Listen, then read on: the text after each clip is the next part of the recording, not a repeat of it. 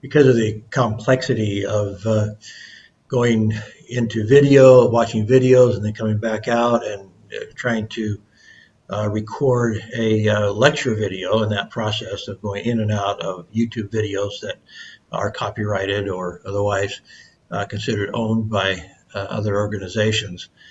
I haven't, this week I did not record our discussion between videos. So anyway, you just need to watch the videos.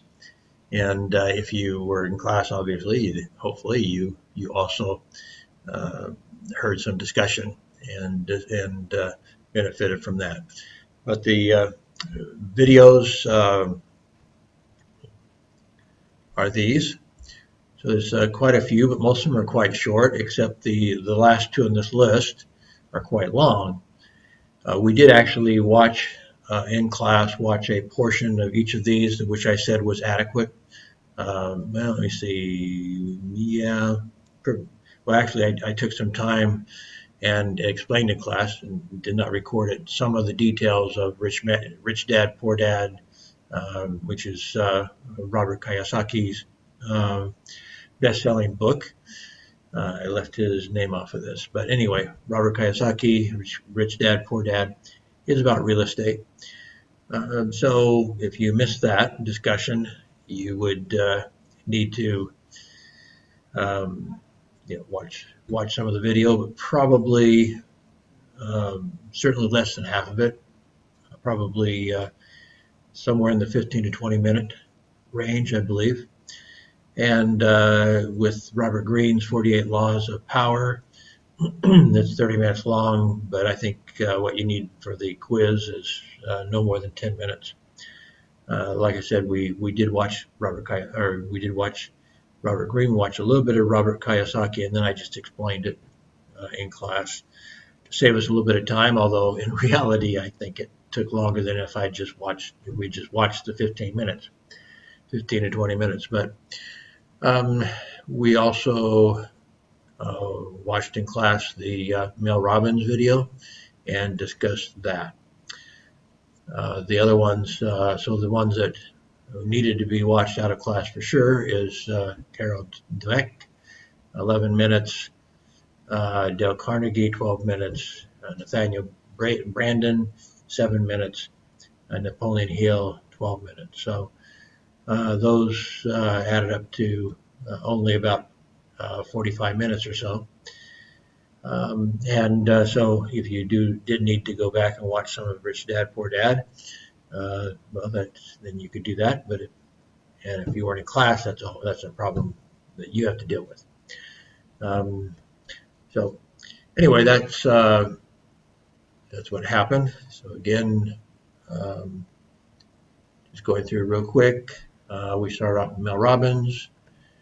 We continued with Robert Greene. And we started Robert Kiyosaki, and then I kind of did it myself. And we did not watch the Mindset, Carol Dweck, or the Dale Carnegie video, nor the Nathaniel Brandon, nor the Napoleon Hill videos.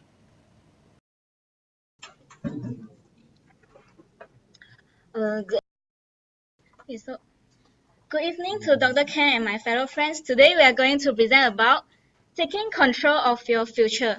I'm Lee Xingyi. I'm Koban.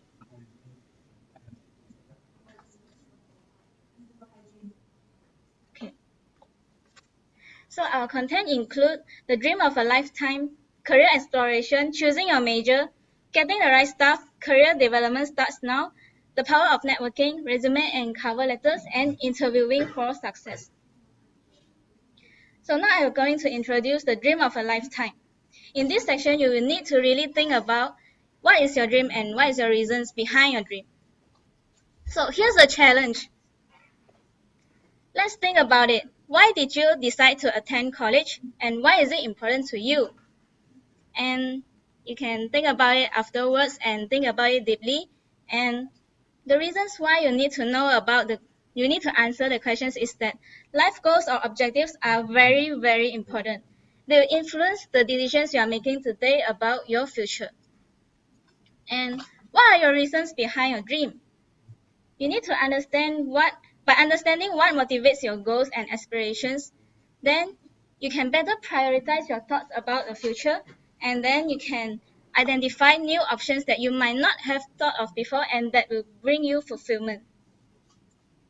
So you might heard that I want to finish college to make my parents proud, or I want to complete my degree because my friends say so. But be aware, these are the dreams that others may have for you as your own, but they might not be your real dreams. They will lead to genuine fulfillment only if they are really your dreams. There are two important questions you need to ask yourself. The first, what are my dreams for my future? And why are they important to me? These two questions are very important because they will provide you a sense of directions that will help you to guide you through your future. And the next is that you need to write your mission statement in order for you to work towards your goals clearly. First, you need to refer it to a few times and ask yourself, am I living up to my mission or am I taking the right steps towards this mission? You need to fine-tune it as you progress when you find out some mistake. Here are the key takeaways for this section. First, dreams provide you a sense of direction, so identify your dreams is very important. And the next, the reasons behind your dreams are essential. This is because the reasons of your dreams are more likely to be consistent than your literal dreams. And the next is your mission statement. This is very important because mission statements should be considered very often and fine-tune it as needed. The next is career exploration. So I want to differentiate the concept between job and career. For a job, you just need to do what is required of you, and in exchange, you get paid. However, a career means a way of achieving personal fulfillment. This will lead to increasing professional development, increasing mastery, and most importantly, your personal and financial satisfaction. So the right career depends on your interests, personality, and skills. If you don't know what are your personality, then you can refer to the Holland's theory of career choice. This Holland's theory divides the personality into 6 types, and you can understand your personality and helps you to choose your career. The first one is realistic. The realistic people are the doers and they do well with the things and tools. And one of the example of the occupation they can do is the mechanic. And the next is the investigative. The investigative people are the thinkers and they have good problem solving skills and analytical skills. So they can do well as a scientist or analyst. And for the third one is the artistic. The artistic people are the creators and they are creators for the products and ideas and they can do the jobs such as musicians or designers well. The fourth one is the social type. The social people are the people and they can do a good helper and one of the example they can do is teacher. And the next is enterprising. Enterprising people are the persuaders and they can do well in business situations so that they are most suitable to do business operators. And the next is conventional type. The conventional people are good organizers that can do things consistently and systematically, so they can do well as auditors or bank auditors. So the next is choosing your major. So since you guys have already chosen your major, but what I want to emphasize is that there's no need to panic over the choice of major or program of studies because some of you might be in intense panic that you have chosen a wrong major. But no worry. Many students will change their major throughout their studies and many successful people have worked in the discipline they are not majored in. Okay, now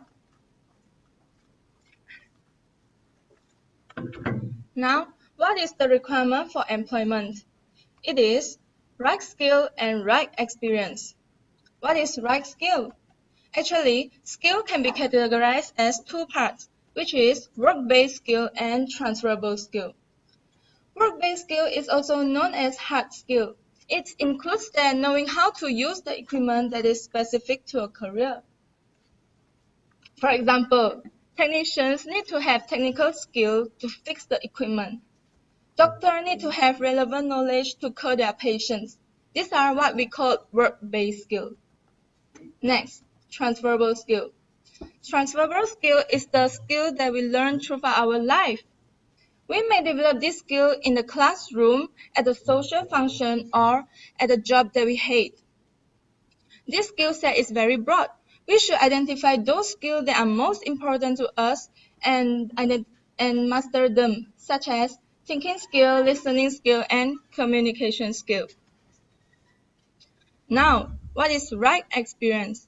Experience is the second set of qualifications that employers are always looking for, and it is the one that always stumps students. Experience is not only important as a job qualification, it can also help us to build our contact list for our future. So it is said that the earlier we start acquiring experience for our resume, the better we gain. There are three ways to gain experience, which is volunteering, internship, and part-time employment. First, volunteering. Volunteering is a way to gain transferable skill. Becoming a volunteer will not only provide us with the relevant experience, it can also be a good addition to our resume as it will help us to stand out. Next, internship. Internship focus on gaining practical experience which related to our program. Intern work for an organization or a company for a reduced wage in exchange for practical experience. However, a successful internship program should create a win-win situation, which is the habit 4 that's stated by Dr. Covey. Interns should add value to companies' efforts, and companies should provide a structured program which students can practice work-related skills. Next, part-time employment. I think most of us are quite familiar with this. Part-time employment may be an option to you if your study schedule provides enough free time. If you are lucky enough to have a job in your field of study, be sure to link what you are learning to what you do on the job, and what you do on the job to what you are learning. This cross-linking will make you a much stronger candidate for future opportunities. In a nutshell, employers always look for the candidates who have right skill and right experience. Be sure to identify and show mastery in transferable skill because transferable skill is also an important element that employers are always looking for. Last but not least, experience will illustrate to potential employers that you can work in your chosen field, and it is also help us to build our network. Now, career development starts now. College is a platform for us to organize ourselves. We must start to explore our expertise with no egos and keep surveying the job market in the early stage of our college life so that we are able to fit into the society whenever we graduate from our study program. Now, I will propose three simple ways that you must act to enhance the quality of your future. First of all, we must set aside a physical space dedicated exclusively to career development and job hunt work. What we need is a small corner that allows us to focus on our job hunt work, and we must organize our information as well. So we can create a browser bookmark menu for keeping track of good websites and resources, interested companies, and leading ideas from your targeted occupation. And extra information for all of you, we can also create group folders to keep our key professional contact so that we can identify them easily. Now, imagine yourself as a businessman. You must have the mindset begin with the end in your mind.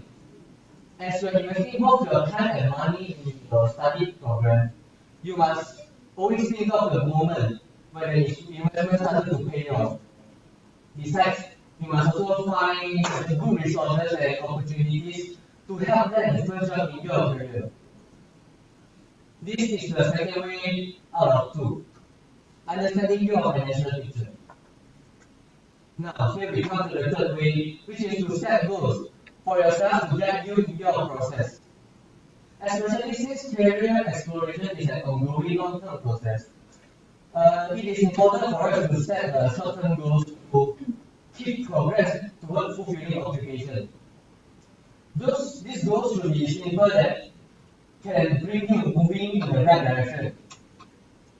As you are going through the process of investigation, decision making, networking, selection, and application, it is in this goal will become even more important.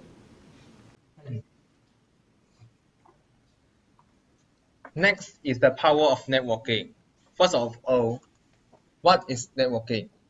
Networking is the process of engaging others in helping you to reach your objective. So, how do we set up our own network? There are 3 steps. First, identifying whom you are going to speak and who can introduce you to them.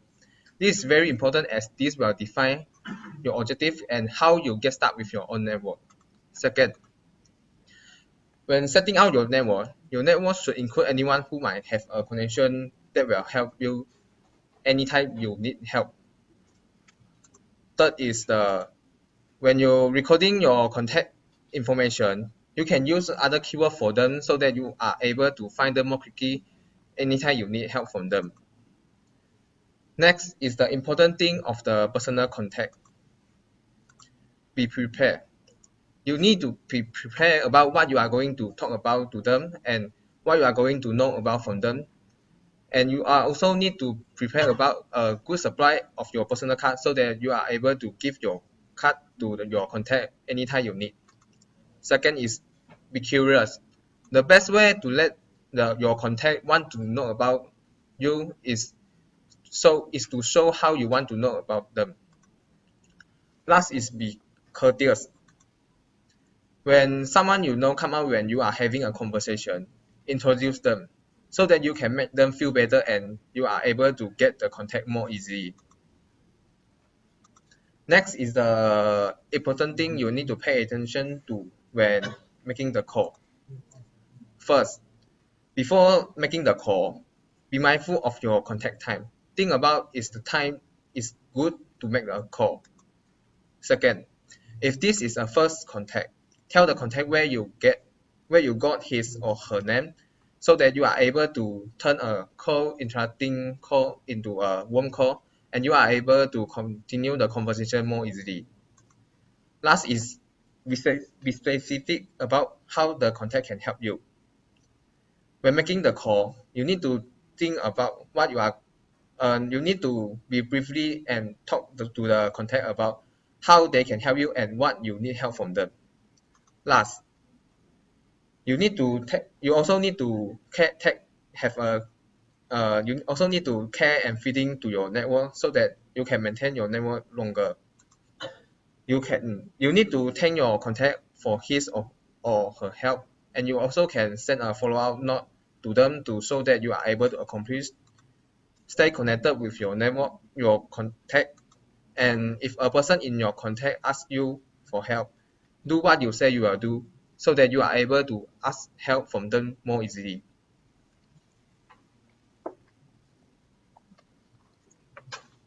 Next on our presentation is resumes and cover letters. So, what is resume? A resume is a document used and created by a person to show their background, skills, and accomplishments. The purpose of resume is to get invited for an interview.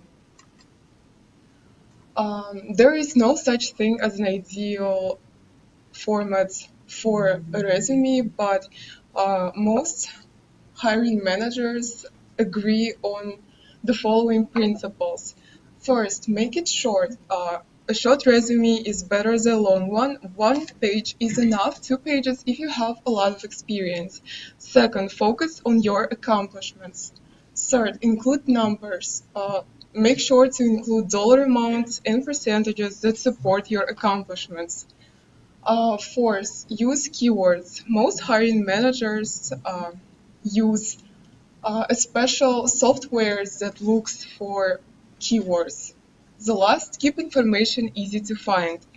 Use standard chronological listing of rewards, starting with your most recent job and moving backward in time. Show your strengths by considering accomplishments such as being promoted, gaining expanded responsibilities, being recruited by a former employer or boss, having your accomplishments copied by other departures, recruiting and training others, and receiving awards and recognitions. Once you have written your resume, discuss it and review it with people you respect. Make sure your resume is short and sweet. A great resume is a combination of business document, marketing piece, and personal preferences. Cover letters. The purpose of cover letter is to emphasize your knowledge, skills, and experience, and to entice the recipient to read your resume. The best way to entice the recipient to read your resume is to fit the company's needs. And remember, you won't have another chance to make a first impression. Thank you.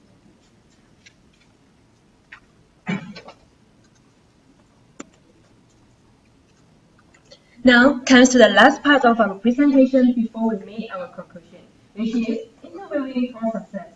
Wow, interview can lead to success. Is it true? Obviously, in the process of job searching, you will most likely to participate in a variety of interviews such as informational and networking interview. In this interview, it will help you to explore your career options. It also determines how best you to present yourself in front of your potential hiring managers. Besides, it also gives you an opportunity to create a positive image in front of your future company. Next is screening interview. This interview is normally conducted by a representative of the company and through telephone. And it used to determine whether you are qualified or overqualified to do the job, and the hiring manager to find the reasons to remove people from a candidate pool. So, do not consider it lightly just because someone other than the hiring managers are contacted. Next is one-on-one interview. In this interview, the interviewer will ask a set of questions to know your knowledge and skills. The hiring managers also want to get a sense of your ability to know to fit in the organization. You will be expected to be asked about time when or if example about this type of questions. So, one-on-one interview is basically a hiring decision is based on. So, before sitting for the interview that I have mentioned just now, you should prepare for it. First of all, you should learn about the organization. You should know the company's philosophy, goals, new plans, new products, and etc. Second, you should use your network properly. Quora has naturally friends to work for this company to know more about the company. Third, review the job description as it has been deleted from the site. Fourth, review your resume before accomplishments, as you will be asked about the items on the resume, and you need to be able to support them and go into more detail. Last but not least, use your study guide well. In an employment interview, it does not stray far away from the standard of questions. So, practice your study guide well, and your answers should be quite accurate. Well, that is so much about interviews just now. What's the tips for a successful interview then? Let's watch a little clip. Today, user is doing for an interview for sales manager. Please introduce yourself. My name is Tae Yu Xiang, and I graduated from the Xiamen University, Malaysia, in the major of international business. Why should we hire you? This is because I have the ability to lead your company to a higher revenue within 3 days. 3 days, you know. And I also can hit the sales goal easily in a short period of time. Can I know how will you promote our company's new product, Viva?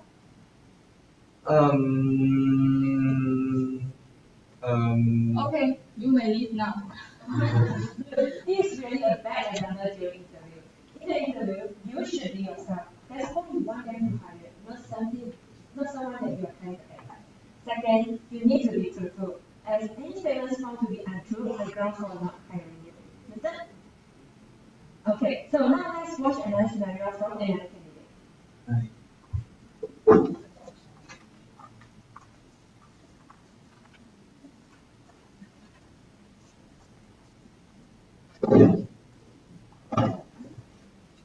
Please introduce yourself. My name is Teng Wei Ping. I graduated from Xiamen University, Malaysia. You know, I'm a badminton player before that. I play for Malaysia. Okay.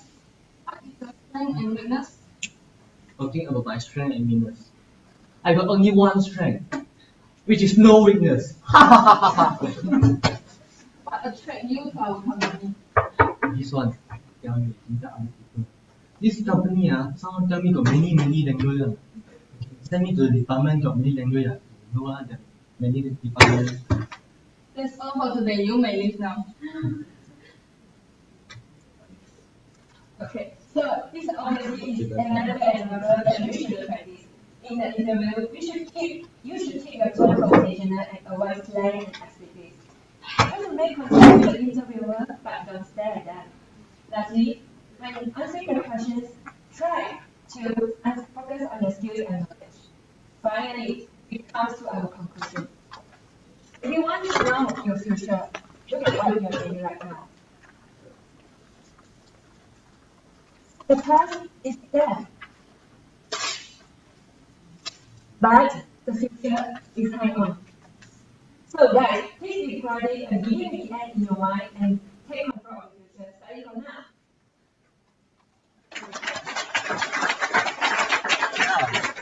Here we come, the last and the most interesting part of our presentation, the Q&A session. Thank you. Okay, so the first question, try not to see the answer beside there. Which one is not a way for students to gain work experience? Who want to answer this question? Yes! Correct!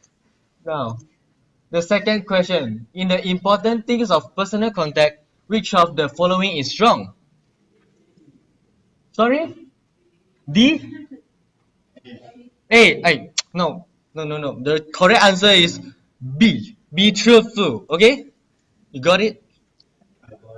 Good. Now, the third question. In the interview session, which one should not be done by the interviewee?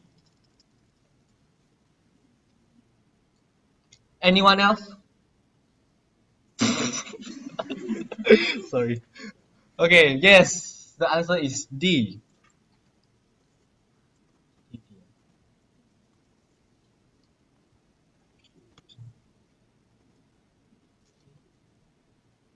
Now, the next question, based on the presentation, a successful internship program should apply which habit?